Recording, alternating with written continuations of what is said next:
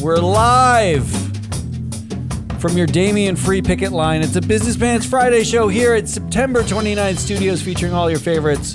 Ari, the Data Queen, who's back. Back like permanently-ish. Yup. I mean, I'm going to say ish. Till we shut down our doors. Until we go out of business. And Haters. it's Jesse the Money Whisperer, who's not whispering nearly enough money.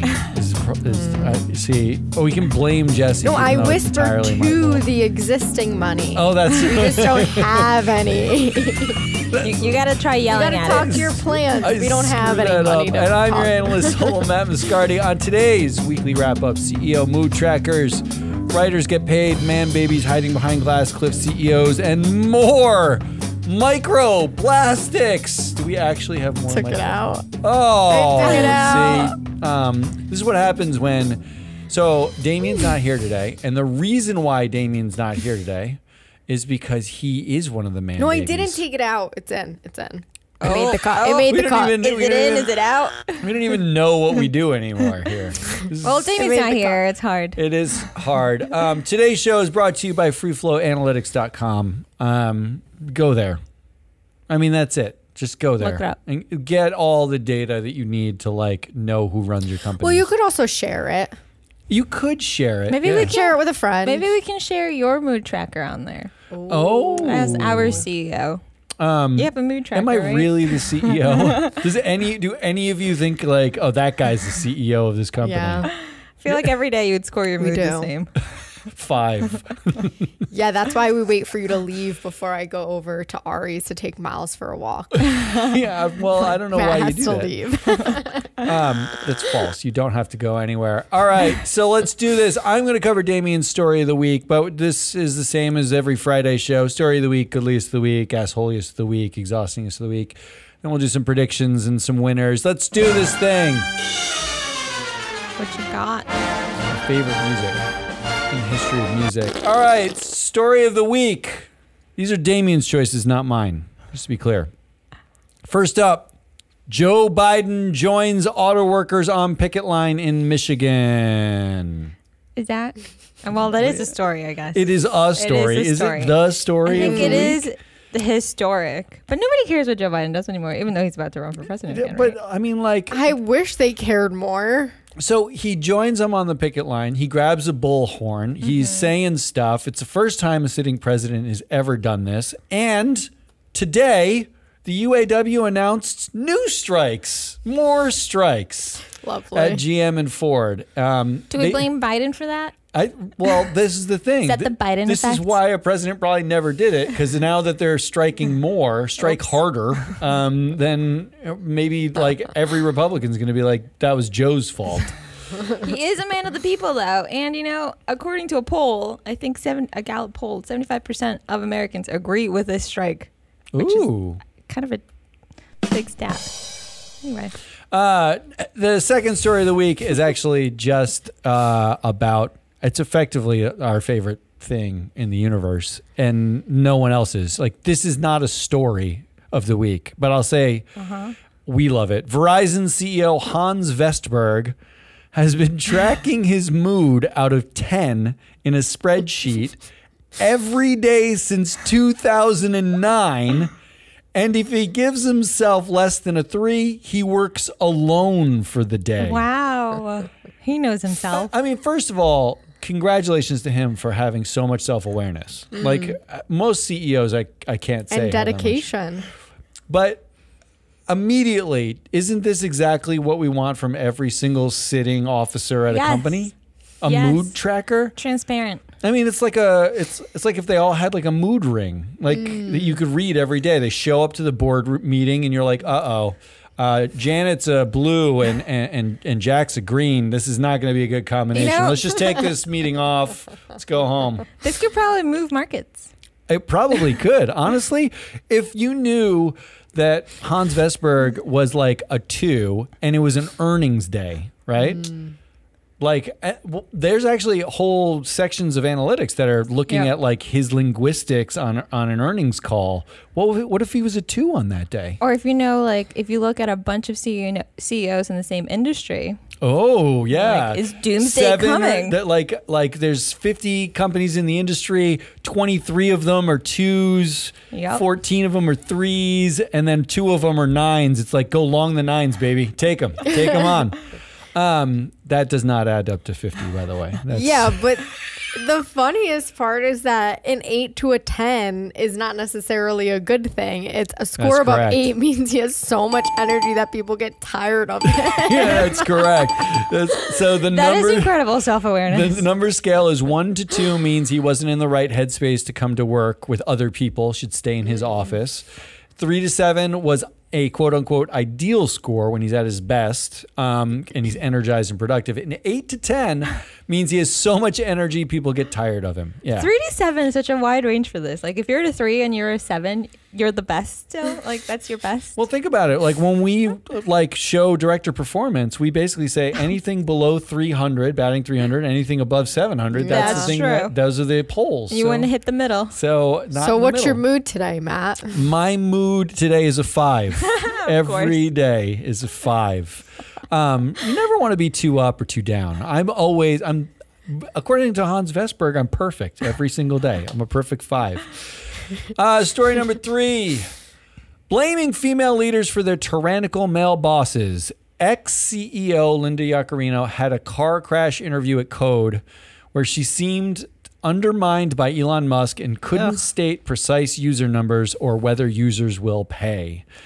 I'm going to cover this in Assholiest at more length, but basically, Linda Yaccarino said a whole bunch of things that, like, she clearly had no idea. She couldn't even name the number of daily active users Twitter has.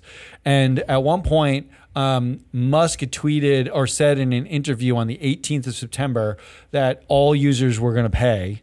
And she was asked about that, and she was like, wait, did he say that? Like on stage in a conference, was basically confused by the question.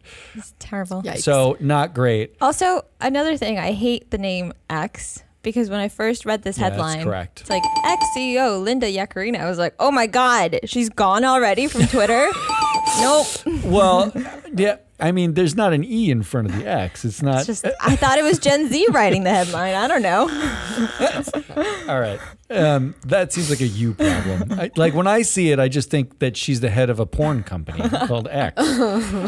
And the fourth story is Hollywood writers' strike ended on Wednesday as WGA AMPTP finalized labor contract. That's the worst acronym. It's a AMPTP.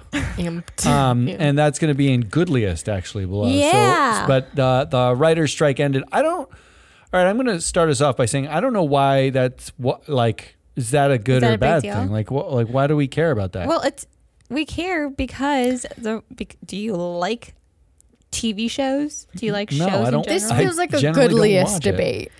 Because the people, the workers, have won. What workers? I mean, they've been on strike for 5 weeks, almost. Oh, I was going to say a couple months. There's too much television. There could be half the writers and I wouldn't even notice, right? Like they could write lots of other things. Come write for Free Float. We're not part of the, we're like, these idiots aren't unionized. It's fine. Don't give us an idea. Not yet. All right. So those are your 4 stories. You've got Biden joins auto workers on picket line, Hans Vestberg's mood tracking, ex-CEO Linda Yaccarino's car crash interview, and the Hollywood writers' strike ended. I'm going to go with ex-CEO because that is just so embarrassing and so bad. And it's all Elon Musk's fault. This is hard. Oh yeah, and Elon Musk got rid of the election team, right? So yeah, he said they were gone, but Linda said they were not gone. So who do we believe? Right. Linda or Elon? He needs to get out of his own way, man. He's going to bring this company I don't down. think he does. I think Linda needs to get out of his way and basically just say she's not the CEO of the company. She's not running anything. She's not running anything. I'm going to choose the writer's strike ends. Oh, okay. And let Matt, somebody watches and TV. Let Matt decide.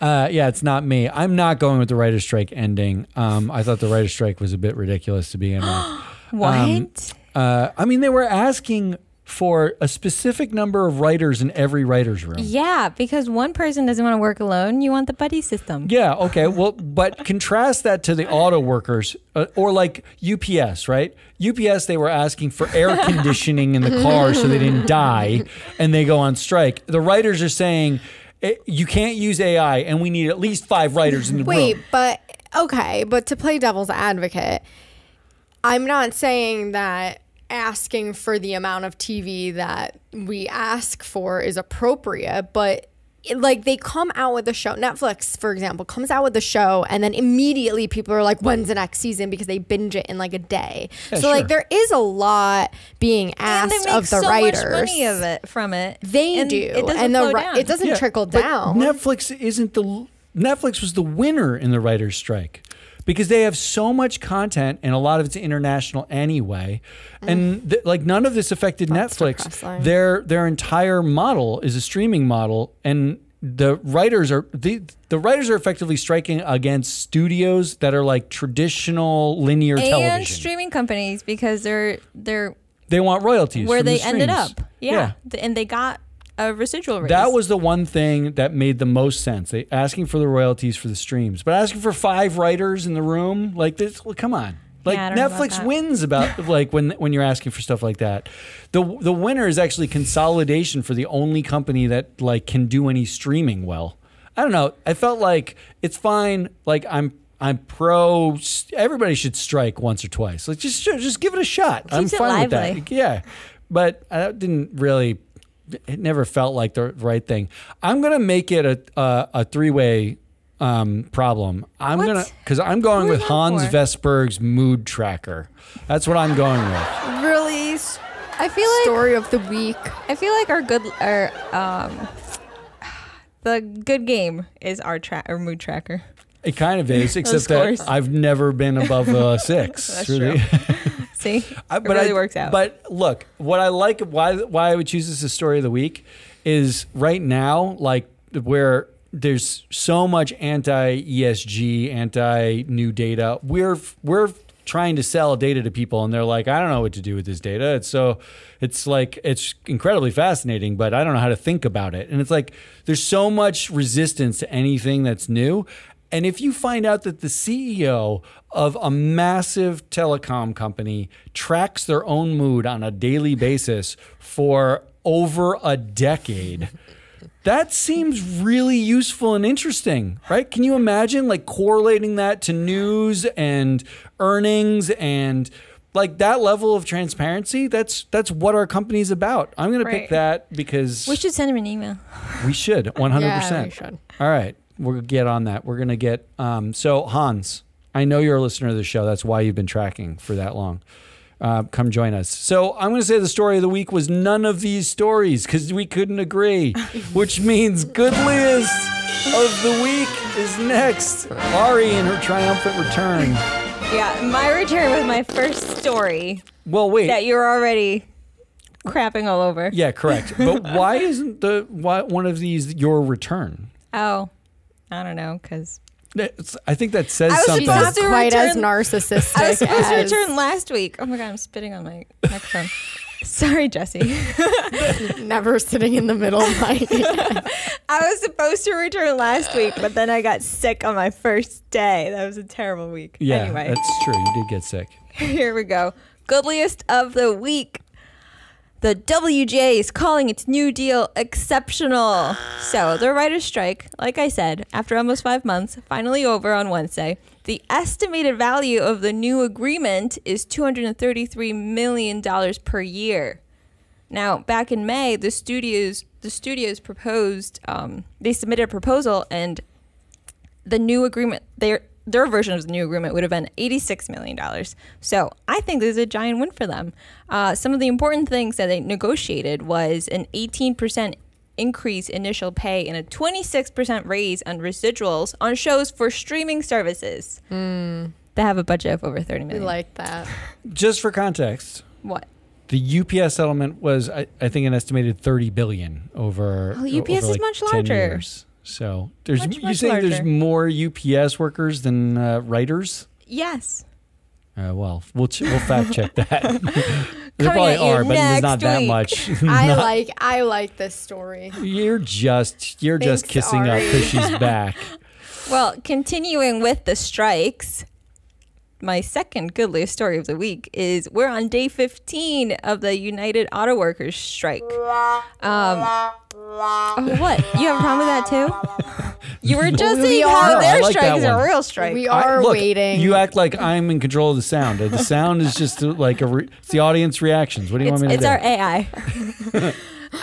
So they're striking against Stellantis and GM and Ford as of last week. And just this morning at 10:30, they announced an expansion on their striking, 2 additional plants, I believe. However, what I really like about this story is their messaging is amazing. So I went on their Twitter, X, and anytime an automaker executive or something, they try to say like, this can't happen, they just have the greatest comebacks. GM CEO Mary Barra, who we talk about on the show all the time, she was on CNN last week for 8.5 minutes. And they replied on their Twitter saying, during the 8.5 minutes GM CEO Mary Barra appeared on CNN this morning, she earned more money than any auto worker makes in a full work day. Yeah, that's well played. They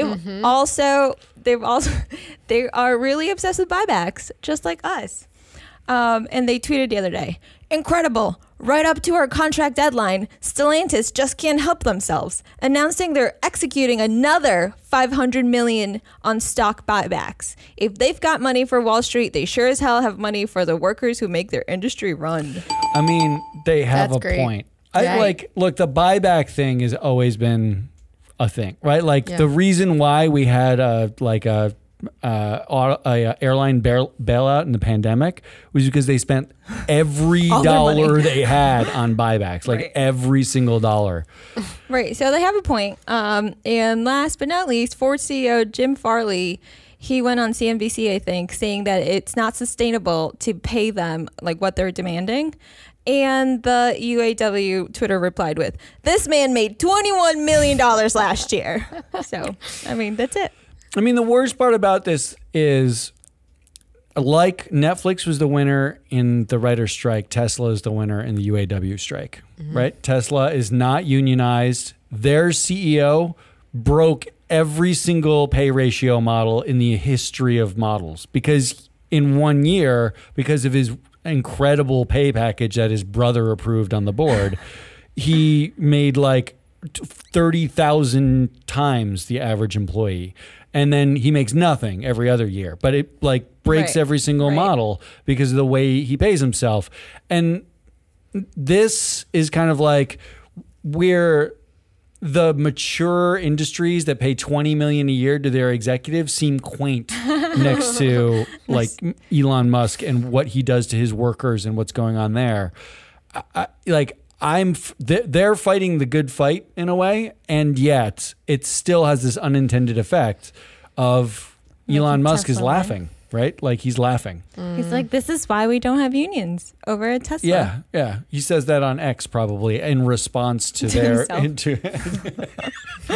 to read to himself at night. All right. And lastly, U.S. accuses Amazon of illegally protecting monopoly in online retail. So we've all known this, but the FTC in 17 states officially sued Amazon on Tuesday, accusing them of illegally stifling the competition. And just last week, getting wind of antitrust investigations escalating, Bloomberg reported that Amazon scrapped a planned fee on merchants that don't use its shipping services. So they find every single way they can to punish people for either selling outside of Amazon or selling outside of Amazon at cheaper prices. And yeah, it's not good for anybody. I did read there was an analyst hot take that was his hot take was yawn. Like he basically was making the point that there's no way the FTC wins. There's no way that, like antitrust hurts big tech because the users are actually getting, like the customer gets cheaper prices or they get it free. Like Google is under like an antitrust lawsuit now, Yeah. but So is Meta. but users get it free, right? Like search is free. Where everyone gets hurt is it's actually the small businesses, the companies have to deal with the monopoly. And that's where there's no competition. They can kill any competition from coming in, but every company still needs to use them. Well, customers get hurt. They just don't know they're getting hurt because they go to other places to buy the same thing they want to buy, but the price is higher because Amazon told them they had to make it higher in other places. I don't disagree with you. It trickles down eventually, right? Like but the way the law is written, the bad part about it is it specifically focused on monopolistic behavior that hurts customers, like the consumer. And the consumer is generally construed to be like us buying stuff. And all big tech has been saying is they don't search. You don't have to buy anything. We're just better than other search, right? We're not hurting them. We're not hurting the consumer at all. We're actually offering a service that's free to the consumer. So nobody's been able to say, well, the trickle down cost to the consumer is higher because of your monopolistic tendencies, because no one wants to. No, I mean, how difficult would it be to like put together a thing that was like, well, if people want to search for free float, for us to appear, we'd have to pay only Google and advertising to make our search appear higher. And that would basically mean I have to take all of Ari's salary and make sure we appear on a Google search so someone can find us. So I don't hire Ari, and then Ari can't go out and she uses the free service to look for a job because she has no money. Like, it's so circuitous, it doesn't make any sense. I'm excited to see how this plays out, though. I do think that there's one clear winner here. Jesse, do you have a winner? Oh, really good stories, huh, you guys? Really good UAW stories. strike. Day 15. I don't know. We're celebrating you want to celebrate the 15th day of this strike? You're going to pick this one that everyone's like isn't going to go anywhere? Yeah, because I disagree that it's not going to go anywhere. Well, I think that's that good then. I think there is very clearly a legal case against it. It may not be antitrust. But it may not be definitely antitrust. But the amount of data that they've accrued on the business practices of these companies, I mean, for us, I feel like this is a question of, well, how are these companies governed? Like, Right. can you change the way that they're Right. governed so this doesn't happen anymore? If you can't break them up with antitrust, if you're a shareholder, hello, you have a vote. Vote differently, right? Like you don't have to have And use our data to vote differently. Yeah, correct. See, selling. Yeah, we're together. We're on it. But that means Ari's got to break the tie because Jesse really wants to celebrate 15 days of a strike. No. Okay, let me rephrase. Ari's goodliest was not that we're on day 15. Her goodliest was the strikers' responses to what Dunking has on been Mary happening. Barra. And to be fair, I like that they're making. I mean, how many people knew that Jim Farley made 21 million? Like it's not highlighting. We do, Right. but it's not in like the mainstream consciousness. So this is good. I mean, put it out there. Cool. Ari, break the tie. I also love their strategy. I didn't say this.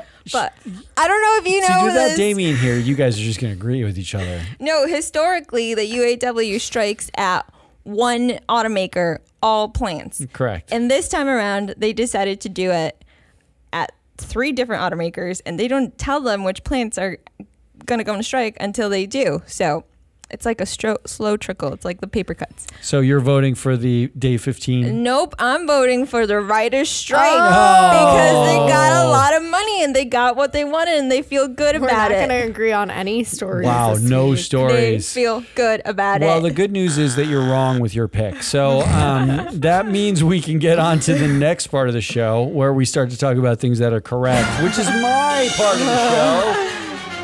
As holiest of the week. And prepare, just strap in. Because Always. You've been on a roll these yeah. past few weeks. this week is another week. Long-winded. Yeah, well, these are less long-winded, but I'm long-winded. So, all right, number You got some one good ones, is though. the human body shield that is Glasscliff CEOs. So this is from the headline Damien talked about, CEO Linda Yaccarino's interview at Code. Here's some quotes. I'm just going to quote from the article for this because it doesn't need any other context. A question was asked, was Musk serious about charging all users a fee to use X? Musk announced the plans in a live stream on September 18th. Yaccarino paused for a couple of seconds, appeared puzzled, and asked Borstein to repeat her question.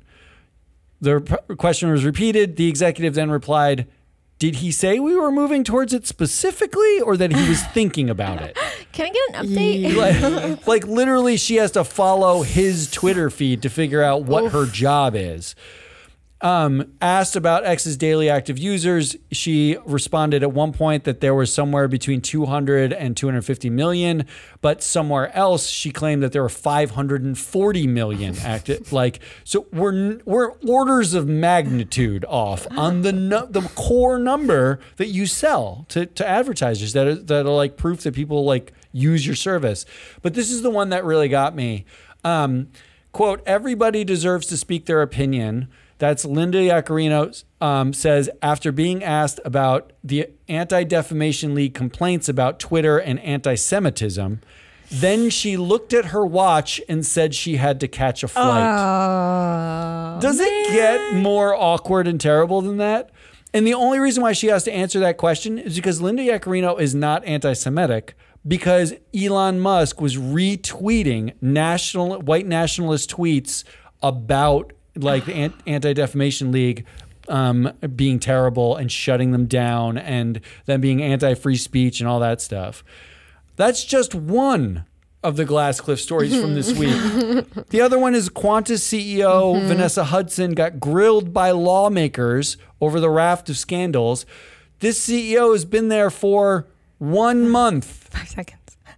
She basically just started and she is sitting in front of, Australian lawmakers getting grilled. And here's the quote, grilled from the article, quote, grilled, rebuked, and chided by a parliamentary inquiry. Nobody wants to be chided. No. That sounds horrible. I'll quit my job. Both of those jobs I would quit. She's a lifer at Qantas, right? Like, so she's like, this is the pinnacle of her career. And she gets it because the man babies ahead of her took a whole bunch of money, fucked a whole bunch of people over, and then had to give it to somebody else to clean up. I mean, if you're talking about apex of a career, that just seems really uncomfortable. And this one was way more obscure. I'm glad you picked this because when I first read the headline, I was like, this has to be bad. Well, this is way more obscure. It was from ESG Today.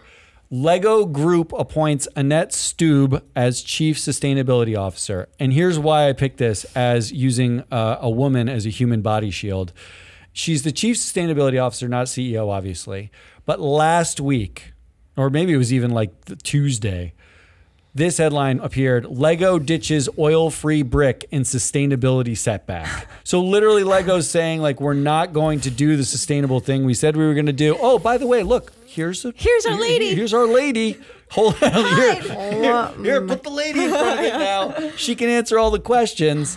About how much she sucks at her job. So asshole of the week is Glasscliff CEO, the human body shield of women that we use. I didn't know that was bad, but I knew. I was like, this has to be bad. This is bad. what this job has done to me. I read a headline like that and I'm like, what happened? Yeah, Why is she there? Yeah, we ruined people. Number 2 is this whole segment of X, Twitter. Just get that. And here's my problem. The asshole is companies that don't get the F off of Twitter at this point. This week, the headline, NFL tells X it's concerned about placement of ads on white nationalist accounts. Are they though? That's what they wrote an open letter. They're just using this opportunity for their own. I mean, PR. They probably ask, can only our ads show up on Taylor Swift's Twitter account, please? Last week, Tim Cook. This is last week. This is just 2 weeks. Tim Cook admits, we constantly ask ourselves whether Apple should advertise on Twitter. There are some things I don't like. Hey, good thing he's asking. He's asking questions. Don't ask. Just get the fuck off. Get off. 3 weeks ago, Elon Musk likes trending ban the ADL posts as white supremacist ad runs on platform. God. This summer, Twitter runs ads for Disney, Microsoft, and the NBA next to neo-Nazi propaganda. There's screenshots of all of this. This isn't like make-believe. This isn't like... It's like, okay, so at some point, what has to happen for a company to say, I'm going to get off? Like, in the same way we've been talking about, when do companies leave Florida? Yeah. Isn't Twitter the Florida of the internet? Yup. Get the fuck off of Twitter. Like, Also, how much money could Apple possibly be making? I covered this last week. That is exactly what I said. Yeah. I was From like, seriously? a little ad on Twitter. You, Apple, needs this? I mean, No. unless you want to make the argument, which I wish someone would make, that neo-Nazis also buy shoes and iPhones, right? Like, feel free to make that argument. That's a pure capitalist argument. Yeah, and they buy you're Adidas honest. shoes. We remember. But like, the fact is, what do you have to do? Like, what has to be on a platform for them to say, you know what? There's other ways. Yeah. There's other ways. That's a good one. Your number 3 asshole of the week is the assholes who fund this, but not us. This one's a very self-serving one. But I read this headline and lost my mind. Caffeinated gum picks up steam as Lance Armstrong-backed Rev raises $6 million to expand retail presence. Why are we investing in Lance Armstrong? I also stopped on this headline for all the things. What? First of all, Lance Armstrong still a thing? Like, he's got should money? not be. Why does he have any money? It was like the biggest scandal in those sports wristbands. history. That's Fail why. up, man. Failing up. I mean, like, that's amazing. Second of all, $6 million for caffeinated gum. $6 million. I've never Gum seen it lasts before. 5 I'm curious. seconds. I'm so confused. I'm very We have curious. built. Ari wants it. We have, all right, look, I'm going to be honest. We have like new mom. 6 months left of cash in this company. We have the hardest time finding investors who believe that ISS and Glass Lewis shouldn't be a duopoly. We have arguably the greatest data set on directors ever built in the history of data sets. We're the only ones who fill 98% of the proxy need to vote on directors, and in a market that espouses voting on performance. Everybody says like, oh, all that matters is performance. Well, we show you how these people perform, and they say, oh, nah, that's a little aggressive to vote them out. That's a little aggressive, isn't it? I don't want to call anybody out. We can't get an investor in here. We had VCs tell us because they can't see a line to 100 million in revenue in the next 5 years. We don't seem like a good bet. But $6 million raised for caffeinated gum. This on the back Blows of, my mind. this made me think of Zoom Pizza. Do you remember yeah, Zoom yeah. Pizza? Oh, God. SoftBank gave them $445 million for an AI-powered pizza delivery truck. So they would make the pizza in the truck as it's delivered to you. And yet, like, I can't, if you're out there, someone prove that caffeinated gum is less important to the universe than voting your proxies with people who actually do their jobs well. Just somebody With do data that. that backs it. Maybe we'll just build a robot. And then that robot will communicate the same things we've been Maybe doing. we'll just give caffeinated gum out when you buy the data. There you go. Then everybody wins. Free caffeinated gum with That's board ridiculous. directed That's data. what you'll pay for. And number 4, asshole of the week, is the burn it all down anti-woke with the government shutdown. And the government shutdown is specifically being driven by the same crowd that's the anti-ESG, anti-DEI, anti-everything. So I'm just going to put them in there as like, they're probably, in this country, the obvious asshole of the week. But I want to put them in there as a sort of sub-asshole. Did we cause this shutdown? Is it our fault? Actually, that's an excellent question. I blame you specifically. There we go. I'll All take right, it. so here are your 3 assholes. The human body shield, that is Glasscliff CEOs. Getting F off of Twitter, anyone who doesn't. And the assholes that fund caffeinated gum but not free float, because that makes no sense to me. I can go first. I Always. don't understand. None of these companies need to advertise on Twitter or X or whatever. They just don't. And this is a great compilation, Matt. So It is good. I'm gonna go with that.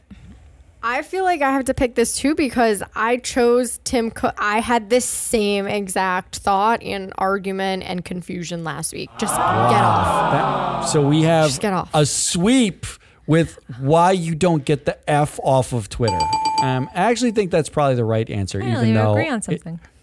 I mean, government shutdown sounds big, but I'm surprised you didn't. it was like neither of you picked- 90% of people are going to be unpaid. Oh, the unpaid glass furlough. cliff. Yeah, you didn't They pick should- man babies throwing women in front of problems. That feels exhausting. I don't know. This was just, I had to go Is with it my bad allegiance. to blame the women? Like, Linda, what are you doing? Elon Musk's calls me Okay. up like, hey, be the CEO. Well- I'm like, I'm going to hang up right now. Or should we flip this and stop calling it Glasscliff CEO? Like, here's the problem, right? Because like Vanessa Hudson is at the pinnacle Right. of her career. Yeah. Like she Right, worked right, for right, 30 right. years to get here. She's a lifer. And she's a lifer. And what else? What was going to be next anyway, right? So she hits it.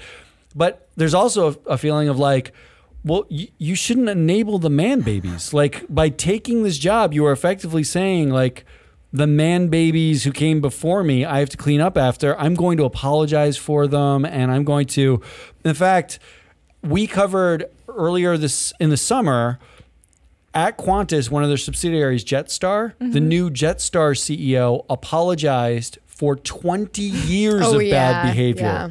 And it's another woman, the first female like at the subsidiary. So literally they're just taking they're like, you with the boobs, come here, stand here, apologize for everything I've ever done. They'll feel bad for you. I'm going to pay you half as much, which is what Hudson's contract is. I'm going to pay you half as much.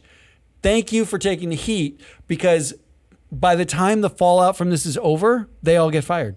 Wait, but is there a respectable alternative where they could not still take the position but not apologize, but say here's what we'll do moving forward? Yeah, here's what I'll do differently. You make the man baby CEO who got them in this position Apologize. Not only first. does he have to apologize, but he cannot leave the job. And you've swapped the entire board with all women.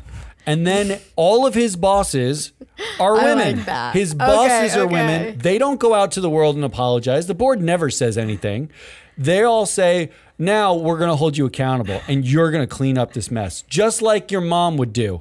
You made the mess, you clean it up. And he would be stuck at zero pay. You get no They severance. claw back a bunch of his salary, and they basically have to give him a vesting option where they're like, all right, we're going to give you a long-term pay option where it doesn't vest for 5 years, and we're going to set the bar really high for you to even cross it. It will pay you for the 5 years if you do your job. If you don't do your job, you get nothing for 5 years because you made Sounds the mess. amazing. Right?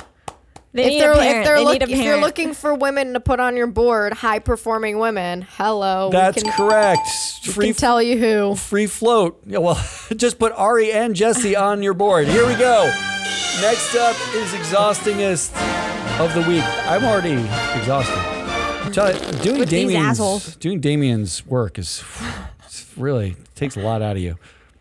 Okay, this is not new. This is very exhausting. I cover stories similar to this in this same vein a lot about how women do not make as much as men and correct. they have to take more time off and their career has more hits.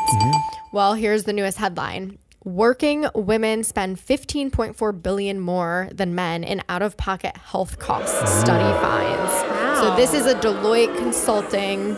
This study comes out of Deloitte Consulting. It's their analysis. The study found that women spend 18% more on copays and deductibles on average, excluding pregnancy and maternity. But it's things like, we have annual exams at our OBGYN that men don't have. If things are found, one thing that it listed was that breast cancer imaging is much, much more costly. There's none of that happening for men. I mean, I guess men can get breast cancer, and in that case, they need imaging. But You don't have to be you're inclusive. not going yearly. I'm not worried about being included. You're here. not going yearly, so there's things like that. And then when there's follow-up appointments, those usually come with copays or out-of-pocket costs. So that's kind of where those are accruing. And then what I loved about this article is that Deloitte analysts go on to say that this is something that employers can fix. They could close this gap. So obviously it leads to a gender gap. I mean, we already know this, but they're saying that employers could close it with enhanced benefits. And all it would cost is $133 per employee per year, or $11 per month. That's like the cost of a dental plan or like a vision plan. That's Tack on a bit much, though. like you contribute $11 for your employee. Do you value your employee $133 extra a year Yeah. Nope. to close a gap in her Actually, pay versus What's interesting men's about this male pay? is effectively they're saying that being a lady is $133 more expensive a year than being a man. That's basically what they're saying. Just health-wise. Well, in insurance's eyes, yeah. In insurance's eyes. What I actually, That's crazy. On top of the fact that we have to take more time off to go to these appointments, or that right? you already make 77 cents on the dollar Yes, to men on average, yes. right? Like, So this just feels like, okay, tack it on. This is just, let's increase the gap. maybe we should do the opposite though. Well, let's think about this differently. Let's make men pay more. No, let's Make men subsidize women's insurance plans. let's make men go to the doctor more. I do that. Let's like if you got to go to the OB every single year and get a checkup, right? Like, why don't we go get our prostates checked every single year from now on? Like, aren't you- guess what would happen? What would happen is if that happened, the men, first of all, would be like, oh my God, this is horrible, right? Like, which women have been bearing for a bajillion years. Men all of a sudden are like, this is horrible. And then the costs on all of it somehow will mystically come down. Yeah. Because we Right. find more efficient ways to do it because it bothers men, right? Yeah. That's what would happen. Yeah. So I would actually suggest the opposite, which is increase the number of times that men go by $133 per employee, per male employee every single year. Make them go to the doctor 3 more times every single year. Just make them go and make them sit there and be annoyed in the waiting room with people coughing all over them. Force them to get prodded, something sticks them somewhere in an orifice Yeah. that they don't want. Yeah. Squeeze them. Squeeze something so that they're a little bit uncomfortable, or it vaguely hurts and they don't want to be there. Do that 2 to 3 more times a year for men, Yep. and then see what happens to those costs. Your I like pretend that. world is out there today. Yeah. Subscribe. My husband didn't go to the dentist for 2 years. so yeah. It was longer for Rob. The dentist. That's not even men specific. And that's not even bad. That's not even bad. All right, moving on. One of the topics that's near and dear to my heart, plastic. And this time, studies are finding that our clouds now contain plastic. That's right, I heard It's not that, just yeah. our water. Nothing is safe. And it's risking contamination of everything we eat and drink. So Do you you- guys I mean, know. that's all you gotta say. You guys know. Ironically, you don't have to say any more than that. That's it. I didn't really have much. I'm just saying. That's just where our world is heading. Okay, and vintage Jesse. last story. This one doesn't need to have a lot said about it either, but I'm going to. Instagram ruined leaf peeping so badly on Vermont's most beautiful dirt road that it's now closed through the end of foliage season. But I have to quote, there is one amazing quote in this article from a local milk truck driver. I already love this. So when you go do any of your other touristy driving bullshit for the rest of the season, please take this quote seriously. He says, please come to Vermont and enjoy our foliage. It's amazing. For the love of God, please pull off the road before stopping to take pics, and please pull off the road instead of driving 25 and a 50. Like, let the man do his job. Wow. People need milk. Aww. So Anyways, milk. For the love of God, let me get their overcrowding, milk. poorly behaving tourists. They're leaving the place dirty. They're affecting traffic flow, all of this. And this doesn't just happen here in Vermont. It's being cited everywhere. There was a lake in California that saw Disneyland-sized crowds because they have like beautiful So 7 poppies. people. No, hundreds. So anyways, come on. Be better. Yeah, Be remember better, whatever people. that tourist did in Rome, like right after you We were always there? have to ruin shit like this. What do you do? No, We, but we did learn about we- one beautiful thing and then everyone goes and tramples all over it and is rude while they're there. Did and we ruin it, or did social media ruin it? Because the reason why people want to go there is they want a picture of themselves in that beautiful place. They don't even look at the place. The fact Social that media They trample should, ruined get, it. they should get rid of those geotags. just buy Mark a, Zuckerberg ruined it. just buy a fucking poster, people. Like, you don't or need look to see at someone everything. else's photo. Or like find your own nice And tree in your backyard. Let me also say that like the person whose photo you saw of them there smiling like they're having They the were greatest probably time in in a the world. fight on the They're way. fighting on the way. They're miserable. They're unhappy. They didn't really want to go there. They take the picture and they all smile, and that's what they show to the world. Like, just, you know what? they didn't even get out of the car. They didn't even get out of yeah. the car. They leaned out and like 25 miles an hour. just take your coffee in bed at the bread and breakfast in Vermont and call it a wonderful day. Yeah. Just be happy. Yeah, yeah. These are hard for me, except in as much as I'm not going to choose plastic clouds because in principle, plastic is in everything everywhere. In fact, I just watched this video. Including the water you drank that you refused to filter. I almost sent this to you, Jesse. It was a video of like one of those stupid YouTube videos where somebody's like, what would happen if humans disappeared off the face of the planet, every single one of them? And then it was 10 years from now, the wolves would take over, 20 years from now. But they said after 100,000 years, they were 100,000 years, the only remnants of humans would be plastic, shards of plastic and fossilized remains or something like that, or a million years or something. Depressing. Yeah, so You should have I sent immediately it. saw that. Well, that was the one line, and I was like, Jesse would love that. I'm going to go with women spending more. As much as I want to choose Instagram here, because I hate it, I feel like the most exhausting thing is, can we think of more ways that like women in particular To widen the gap. just more ways to make it shitty.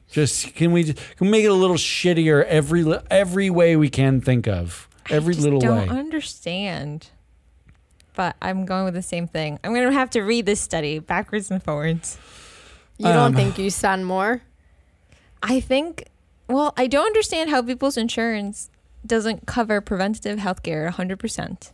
So clearly that's a problem with a bunch of these people, right? Like, I don't pay more for any of my yearly checkups. No, but it's the No, following but you go ones. more. It's you like go more. Okay. you go more, Sure, but then also see, it doesn't make any sense if to me because I there's do go follow-ups. more. So if something was wrong, it would get caught earlier, as opposed to men who typically, I guess, don't go to the doctor, and then they have giant health issues, and that seems to cost a shit ton of money. But It does, but the way the system's set up is you pay your copay, right? There's a amount of money every single year that you have to pay out of pocket for the costs that don't even hit the insurance company, really. It's not really their responsibility. When men wait and then go It's in because they have a catastrophic. catastrophic thing, they That's just always die. covered. They just die. they immediately cover their that's copay with always their covered. catastrophic thing, and then Yeah. the rest of it is all covered by the insurance company. So ironically, the out-of-pocket costs are higher to you so systemically skewed. because of the systemic skew. So if you would just have more heart attacks and it would be better have more for you. life-threatening. Which means we're on to Who Won the Week and predictions. I actually think we all have a Who Won the Week and a prediction this week. Is Yeah. that true? Except for maybe Jesse. No, I have a prediction. All right, so Who Won the Week? Here's Damien's winner of the week. See Matt's winner.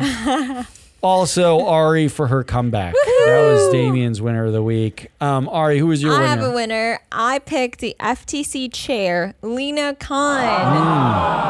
Apparently, in 2017, when she was a law student at Yale, she went viral when she published a paper arguing that the American antitrust laws had failed to adequately stop Amazon from getting all this power over their customers, competitors, and suppliers. So she's taking them to court. It's true. She is doing that. And that's actually, I don't know, that I feel like she would feel good, even if, you know, I don't think she loses. She feels good. I don't think so. My winner of the week is actually this line from the Republican debate, presidential debate.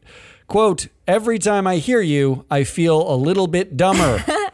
Delivered by Nikki Haley to one Vivek Ramaswamy, who's been on this show. I just think it's a great line, and I feel her pain. I feel her pain. Jesse?